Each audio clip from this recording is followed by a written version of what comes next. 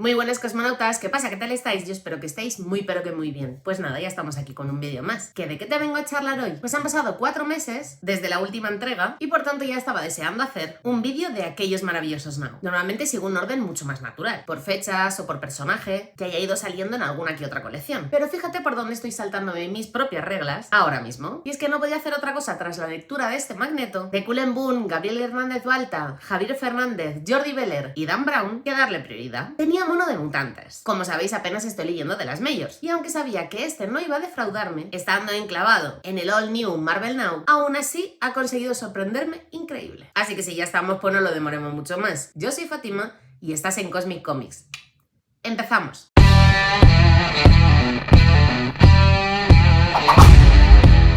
Vamos allá. Os decía en la intro que apenas estoy leyendo de las Majors y lo poco que estoy tocando está siendo de mi propia comicteca. No hay más razón que la que ya he dicho en otras ocasiones. El cansancio más absoluto de las decisiones actuales editoriales de Marvel. Esa regresión tan absurda en la que se han embarcado, sumado a cómo se venía editando aquí DC. Ahora ha cambiado el tema de DC y a lo mejor alguna serie pico. Pero cariñas, estoy muy a gusto ahora y solo deciros que del FOMO también se sale. En fin, que me voy del tema. El caso es que sí hubo una época de Marvel que nos enseñó que las cosas se podían hacer de otra manera. Y al volver a releer algunos títulos por nostalgia, me hizo querer hacer estos vídeos de aquellos maravillosos Now. Bien, ¿qué tiene de especial esta etapa? Pues fue un marco comprendido, más o menos entre finales de 2012 y finales de 2018 aproximadamente, donde Marvel decidió arriesgarse y hacer una apuesta de publicación que ha sido, hasta el día de hoy, la más valiente, interesante y auténtica de toda su historia. Dieron series propias a personajes secundarios olvidados o que nunca tuvieron una. Les pusieron de protagonistas. Y, no solo eso, sino que cambiaron el enfoque con el que se contaban las historias de superhéroes, centrándose en los aspectos más humanos de los protagonistas, a los que les atravesaban los mismos problemas sociales y vitales que nosotros los lectores. Representación y empatía, sin olvidar las tollinas, el cóctel perfecto. Esta etapa no hubiera sido posible sin el grupo de editoras y editores que decidieron rodearse de unos equipos creativos, guionista, dibujante y coloristas que de aquellas no eran tan conocidos y que hoy son de nuestros favoritos, e incluso cabeza de cartel de algunos de los eventos de cómic. Resumiendo, series centradas en personajes no habituales, hechos por equipos creativos desconocidos y que contaron historias diferentes dentro del mainstream pero fuera del mainstream. Y es que lo he dicho muchas veces y no me voy a cansar de repetirlo. Las mejores historias, las más chulas, libres e interesantes, se encuentran en los márgenes, hechas por y para los márgenes. Y de paso, claro está, fuera de las garras del lector medio de supers que se cree sibarita. Así que, sed bienvenidas, bienvenidos y bienvenides a los auténticos años dorados de Marvel. Ahora sí, después de esta pequeña intro, vamos con el vídeo de hoy. Este es el 5º vídeo de esta serie, así que digo yo que si no quieres perderte ninguno, mejor que le des a suscribir y a la campanita para que así estés seguro de no perderte nada. Lo primero, aunque ya sabemos quién es Magneto, ya sea por acervo cultural o popular, aún así vamos a repasar un poquito de su historia. Magneto apareció ya en el primer número publicado de Los Mutantes, el The X-Men Volumen 1, en septiembre de 1963. Fue creado por Stan Lee y Jack Kirby y su función inicial fue la de villano y antagonista de los X-Men, decidido a hacerse con el dominio mundial junto con su hermandad de mutantes diabólicos que tuvieron su primera aparición en el número 4 de esta misma serie. Comprenderéis que desde los años 60 hasta el día de hoy, e infinidad de series mutantes que se han publicado y se siguen publicando, hacer aquí un intento de resumen me parece, lo primero, casi arrogante, a la par que tedioso y absurdo, porque si queréis un repaso de calidad a la historia de los X-Men, mi compi David está haciendo una labor increíble con su cronología X-Men, así que después del vídeo puedes ir corriendo a echarle un vistazo. Yo por mi parte aquí solo voy a dar ligeras pinceladas a Magneto, que serán sobre las que básicamente se cimenta el cómic que nos ocupa hoy. Y es que Magneto, nacido Max Eisenhardt, también llamado Eric Magnus Lenzer, amo del magnetismo, ha ido también cambiando a lo largo del tiempo, pasando por varios papeles, podríamos decir, en el cómic. Inicialmente villano, ha pasado también por antihéroe, héroe, y aquí veremos lo que yo creo que es el culmen de su personalidad, que le definiría como antivillano. Sus objetivos obviamente también ha ido cambiando en consonancia, o más que sus objetivos, su forma de hacer. Dos son los principales ejes de estos cambios. Por un lado sus vivencias y por el otro Charles Xavier. Ambos fueron concebidos como la contraposición del otro, como dos caras de una misma moneda. El germen de los cómics de los mutantes nació en el marco, o casi mejor dicho, a colación, de la lucha por los derechos civiles en Estados Unidos a principios de los 60. Así, no es difícil que a Xavier se le compare con Martin Luther King y a Magneto con Malcolm X, siendo el primero más idealista, más filosófico y el segundo mucho más activista. ¿Qué es es lo que ahí a uno se le define como un héroe respetado y al otro como un supervillano? Pues imagino que a la par que Marvel intentaba cautivar a los lectores de la época con la situación y así también concienciar e inculcar valores como la tolerancia y la igualdad, también era mejor dejar claro cómo se han hacer la conquista de derechos si no quieres ser tachado de terrorista. Pero bueno, gracias a eso también tenemos a uno de los personajes más interesantes y complejos de toda la editorial, ideológicamente hablando. Como pasaba con muchos otros personajes, primero aparecen en las páginas y después se les crea el pasado para dar una profundidad, y si algo no les termina de convencer, pues se reescribe y listo. Así, Magneto se nos presentó a los lectores como romaní, procedente de Polonia, aunque más tarde en Marvel decidieron que fuera un judío alemán superviviente del Holocausto. Y esto es lo que se ha quedado como canon en su historia. Tras morir su hija Anya, sin que Max pudiera hacer absolutamente nada para salvarla, sus poderes explotaron sin control alguno. Su mujer Magda huyó por miedo y sin saber que ya estaba embarazada de los gemelos Wanda y Pietro Maximoff, de los que Magneto no conocería su existencia hasta muchísimo más adelante. A raíz de ahí, Max Eisenhardt adopta el nombre de Eric Lenser o simplemente Magnus. Después de conocer a Xavier, no en pocas ocasiones estarán directamente enfrentados, a veces más cercanos, llegando a ser incluso amigos y volviéndose a separar cuando Xavier impone su manera de hacer las cosas y a Magneto se le quiebra la fe en el plan pacífico, llevando al extremo la autodefensa, como podremos ver a continuación. Antes de pasar a la historia y al personaje en sí, vamos a echar un vistazo rápido al equipo creativo que ha hecho posible esta pedazo de obra. Como editor tenemos a Daniel Ketchum, que llegará a Marvel sobre el 2006, donde comenzó con los Runaways de Brian K. Vaughan. No tardaría en meterse de lleno en la franquicia mutante, donde estuvo casi 10 años encargándose de series paralelas a las centrales, secundarias pero con mucho valor en esta etapa Marvel Now, y fomentando series urbanas, dando prioridad a equipos y a personajes femeninos como Fuerza V, Generation Hope, Tormenta o Gata Infernal. Al guión tenemos a Cullen Bunn, escritor centrado en el terror y el noir, que comenzó su carrera en Onipress, llegando a Marvel haciéndose cargo de Deadpool y enseguida de esta serie de Magneto, que a pesar de ser uno de sus primeros títulos, se nota su buen hacer y de dónde viene. En el apartado gráfico estamos de enhorabuena, teniendo como dibujante principal a Gabriel Hernández Walta, cuyo aterrizaje americano fue en IDW, y Vértigo llegando pronto a las Majors por su trabajazo como Magneto, La Visión o Astonishing X-Men. Por otro lado, como co-dibujante tenemos a Javier Fernández, dibujante, entintador y portadista, que ya haciendo algún número para Marvel y trabajando en IDW, aquí le tenemos en 6 números de los 21 que componen este volumen. Como colorista principal tenemos a nuestra queridísima Jordie Bellaire, una de las mejores coloristas contemporáneas y, pues por qué no decirlo, de nuestras favoritas. Totalmente versátil pero con marca propia, la hemos visto en La Visión, Hawkeye, Pretty Deadly o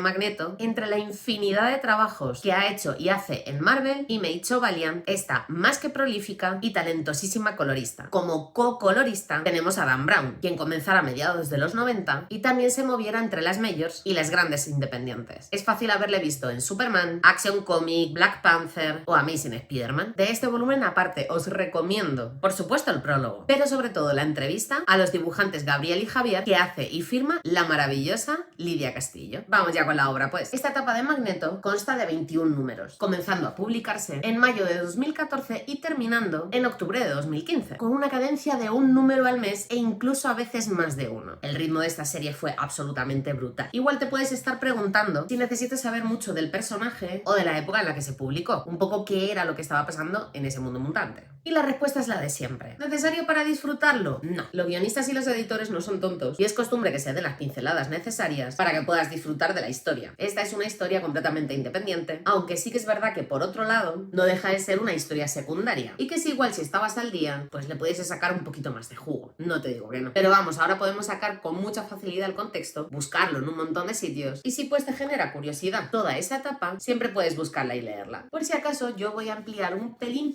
más de los que nos cuentan en el propio tomo en cuanto al contexto. Era la época en los cómics de los mutantes en los que Scott Summers, Cíclope, abandona esa faceta que siempre le hemos conocido como fiel pupilo de Xavier y se acaba alejando de sus ideas pacifistas, adoptando una actitud que le llevará a actuar de una forma que haría palidecer al mismísimo Magneto. Todo en pos del bien mutante, como siempre, decide utilizar su poder, su capacidad, siguiendo la senda de Magneto por una vez. Sus actos, los de Cíclope, llevarían no solo a hacer que los Vengadores se enfrenten a la Patrulla X, sino a partir en dos a los mutantes. Cíclope, preso de la ira, chiquilla, hasta para ponerte radical, es necesario un poquito de autocontrol, mataría a Xavier y dejaría a Magneto con sus poderes bastante mermados. Y es aquí donde comienza esta historia, con un Magnus más débil, pero igual de fuerte en sus principios, tan harto que prefiere estar solo, pero sin un ápice de individualidad en los objetivos que quiere lograr. Un solitario por el bien común. Aquí sí necesito aclararos, o mejor dicho, advertiros de una cosita. A diferencia de otros Marvel Now, esta vez Marvel, tratándose uno de sus personajes más importantes de su franquicia mutante, no iba a dejar de tratar esta serie, aunque secundaria, como una colección más, y le hizo cruzarse, lamentablemente, con los eventos de la época. Una lástima, porque veremos las cabriolas que tuvieron que hacer para no perder la coherencia ni el tono de la serie, que para mi gusto sí acabó lastrando un poquito la calidad final. Os cuento esto porque no quiero engañaros, pero os diré después también por qué para mí, aún así, es un título imprescindible si te gustan los mutantes y su mundo, y por qué me pareció tan importante. Una grapa inicial que es una absoluta maravilla y una grandísima declaración de intenciones de lo que querían hacer con esta serie. Un Magnus brutal, con un aspecto al que no estamos acostumbrados a verle, totalmente desprovisto de cualquier signo que diga quién es, que pasa desapercibido hasta que él decide que quiere infundir terror, enfundándose en su pasado. Una historia noir de caminar lento, moteles polvorientos, croquis de persecución y rastros de sangre en las ciudades que abandona. Las grapas que le siguen continúan este maravilloso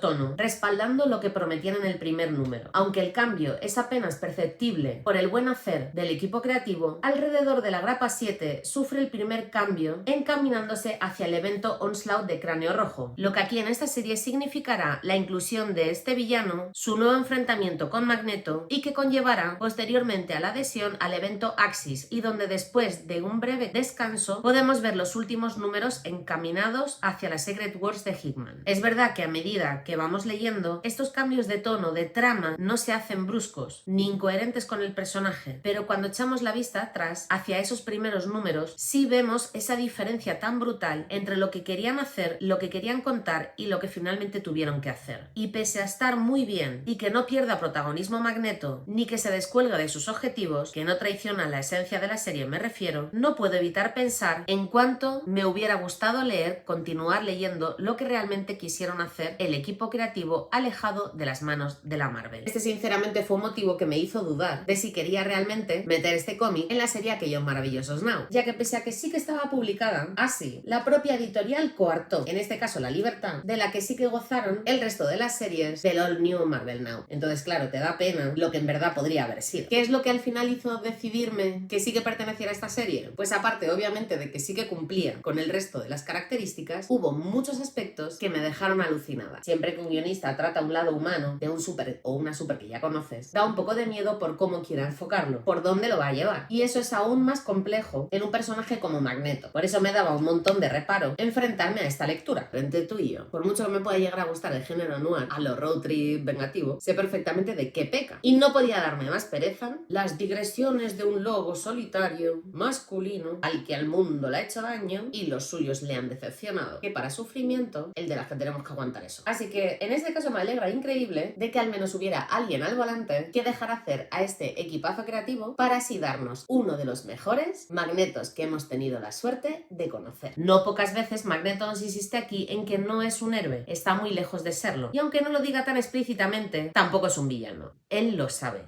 Nosotros también. La justicia, las consecuencias no llegan. Y los mutantes mientras no dejan de sufrir. No han hecho otra cosa. Por eso el miedo tenía que cambiar de bando. A pequeña escala aunque fuera. De a pocos. Pero suficiente para que marcara diferencia. Magnus sabe que no está en su mejor momento. En el más poderoso. Pero aún así tiene muy claro por quién y por qué lucha. Y no va a parar mientras viva. Así tenga que enfrentarse a centinelas inoculados en humanos, desarticular peleas ilegales que disfrazaban asesinatos o desmantelar un laboratorio de hormona mutante para humanos. Magneto dice basta, por los suyos y en última instancia por los humanos también. ¿Los villanos pueden ser héroes? Porque un héroe es quien te salva la vida y quien te protege, ¿no? Supongo que nos queda a los lectores hacer esa reflexión que tan bien plantea Cullen y que tan espectacularmente completa el arte de Balta y Fernández con el color insuperable de Belair y Brown. Más que un disfrute, puro alimento para el alma y los sentidos. Al margen de la historia, de la que os he dejado de entrever un poco, hay unos cuantos aspectos que no puedo ni quiero obviar en esta reseña, porque son los que me han hecho elevar este cómic a un nivel de disfrute visceral. Tiene unas frases más que sentenciadoras que demuestran el conocimiento y el amor por los mutantes más absoluto, tales como, en boca de Magneto, que una idea errónea común entre los humanos es que los poderes nos definen. Es mi convicción, no mis capacidades, lo que me convierten en quien soy. Me da la piel de gallina. O una superviviente que es una niña mutante que dice lo siguiente acerca de Magneto: toda su ira me salvó la vida. Yo me alegro de que los mutantes tengamos a alguien alguien que pueda enfadarse para que nosotros podamos sobrevivir. Solo voy a mencionaros estas dos para que podáis disfrutar bien a gusto del resto, pero solo os digo que no os perdáis las que tiene para con S.H.I.E.L.D. Precisamente aquí engancha con el siguiente punto que os quería comentar. Su cabreo con una autoridad más preocupada en capturar a Magneto que arrestar a mafiosos traficantes de hormona mutante y asesinos, todo se ha dicho, o que por ejemplo solo acabaran disparando cuando parecen mutantes y no civiles. Vuelve a repetirnos así si realmente hay un peligro más serio que otro, unas vidas más valiosas que otras que merecen más protección o unos actos que merecen más ser castigados. Y claro, podemos seguir repitiéndonos que todo sigue igual, que siempre ha sido así, que no hay remedio, para estancarnos en una inacción constante, mientras que precisamente no somos nosotras las que tenemos interés en que nada cambie y todo sea como era. Aquí lo tienen claro y casi a modo premonitorio, porque estamos hablando de 2014 y Magneto se ve una y otra vez luchando frente a un fascismo que vuelve. Este no es solo el único aspecto como premonitorio, porque lo que tenemos también es una especie como de idolatría, de apoyo totalmente malentendido entre humanos que quieren tanto a los mutantes que se inyectan hormonas o los que organizan movimientos, ferias o programas en su apoyo. En 2014 no habíamos visto venir la de los aliados mal, los que sujetan la pancarta en la mani, los del altavoz social, sin que terminen de entender la diferencia entre apoyar, de sinceramente apoderarse de un espacio para poder decir ellos tu discurso. ¿Qué queréis que os diga? Impresionante la visión anticipada de Cullen. Y de verdad que no exagero cuando os digo que es una obra con muchísimas capas y que da lugar a un montón de debates y de reflexiones. Yo personalmente sé que acabaré volviendo aquí, aunque sea para recordar que no son villanos todos los que son señalados y que cuando el mundo está así un poquito oscuro, es el antivillano el que puede salvarnos a todas. Y es que a veces no me queda otro remedio más que pensar que sí, que Magneto tenía razón.